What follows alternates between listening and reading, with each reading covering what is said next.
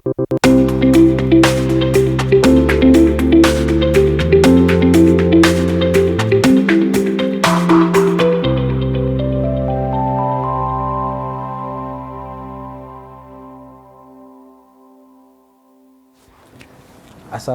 warahmatullahi wabarakatuh. Salam sejahtera untuk kita semua. Perkenalkan, saya Iva Satria Artadi. Dalam kesempatan kali ini akan berbicara mengenai apa perbedaan perceraian antara orang Islam dan orang-orang yang bukan beragama Islam.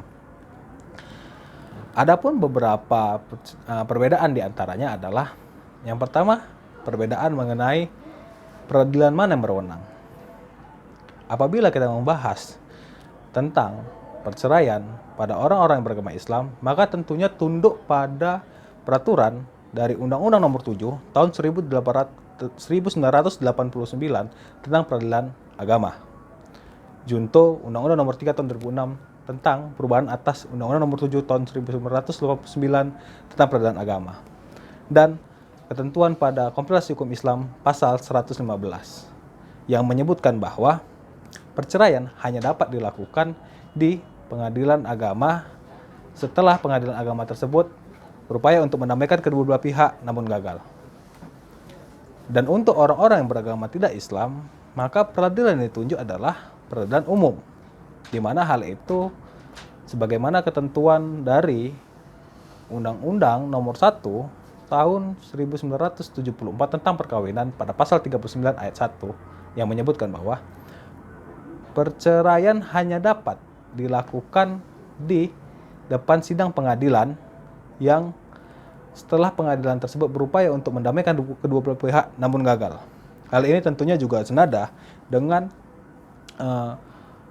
pasal 50 Undang-Undang Nomor 2 tahun 1986 tentang peradilan umum yang menyebutkan bahwa pengadilan negeri berwenang untuk menyelesaikan perkara pidana maupun perdata pada tingkat pertama.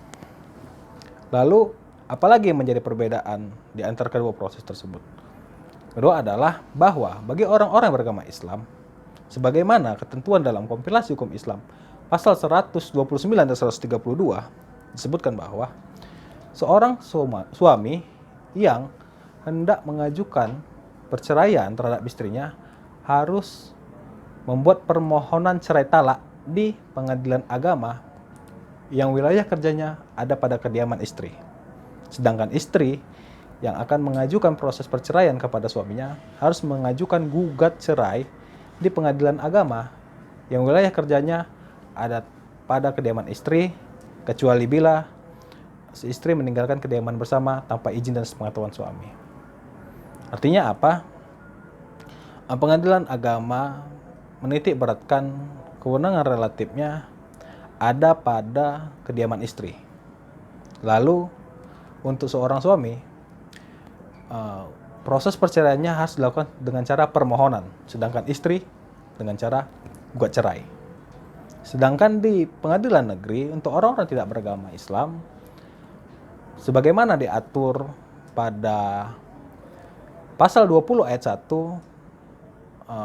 peraturan pemerintah nomor 9 tahun 1975 tentang pelaksanaan atas Undang-Undang Nomor 1 tahun 1974 tentang perkawinan, bahwa seorang suami maupun istri dapat mengajukan gugatan perceraian di pengadilan negeri setempat yang wilayah kerja hukumnya berada pada kediaman tergugat.